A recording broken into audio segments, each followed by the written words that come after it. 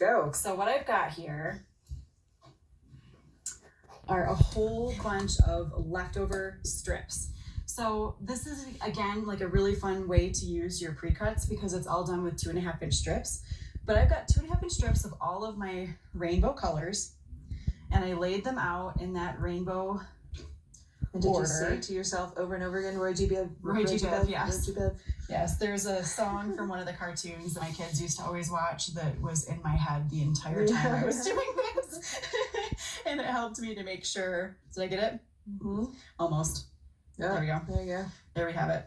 So I just sewed these together in 2.5-inch strips. I did big, long pieces because we're going to be cutting this on the bias. So it's going to be coming together pretty quick, but I liked having the bigger, longer pieces. I've got these short just to show you because you can cut more at a time if you make sure that you've got big, long strips. So go with the fabric. So you're sewing those together into your 2.5-inch strip sets. And so this is technically, it would be called a flange, right? This is a flange binding. If you've never done one, they're fun. Mm-hmm.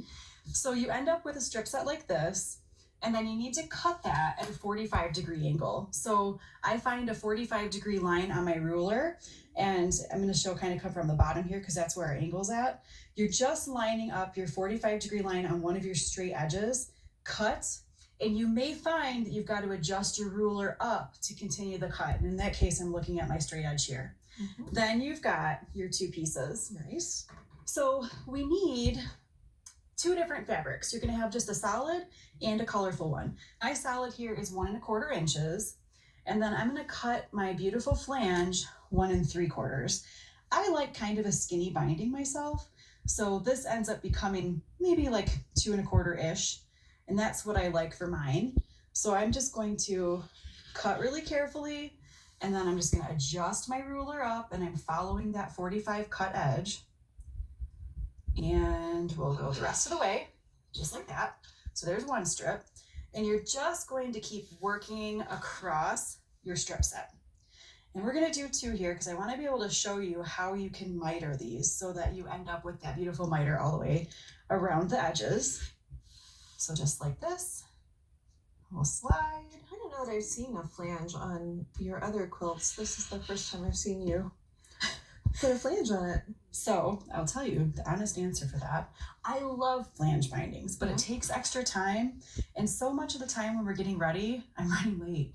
So I don't have the time for it, right? So I love to do this. So you can line up your colors in the right order. So we're going to be more like this.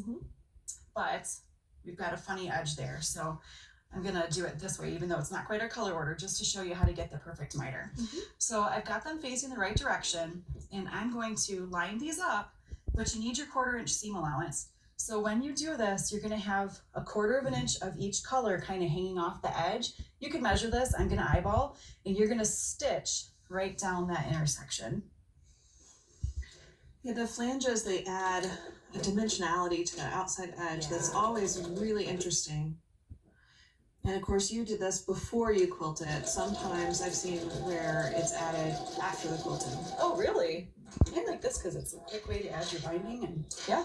And working with those big strips prevents that from happening because you always have that at the beginning and ending of your strips. But now when you open that up, you have a really nice continued mitered bind or join there. So then, real quickly, you want to take your solid piece, and it is skinnier by design, and you're going to stitch that to one side of the flange piece. All right, the whole way? The whole way down. All right.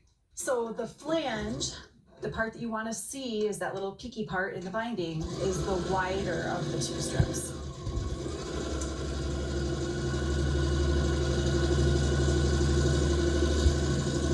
So yeah, it took a little extra time to put that the mitered joins in on my little rainbow stripes, but it's really pretty. It was worth it. It was really fun. Especially with just the black borders. It's kind of a little extra pizzazz in there. Yeah, the contrast again, right? And so you would make like a giant one? Like, did you do enough to go around the entire quilt? Yeah.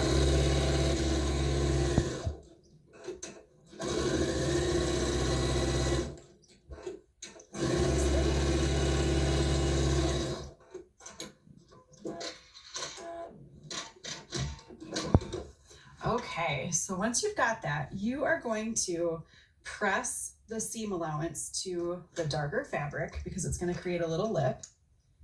And we'll just press part of this. And then you're going to press this in half just like you would any other binding. So wrong sides together, and you see what's happening here. We get that little bitty peak sticking out. So wrong sides together, pressing all the way down. Just gonna adjust that real quick so we've got a little bit to show.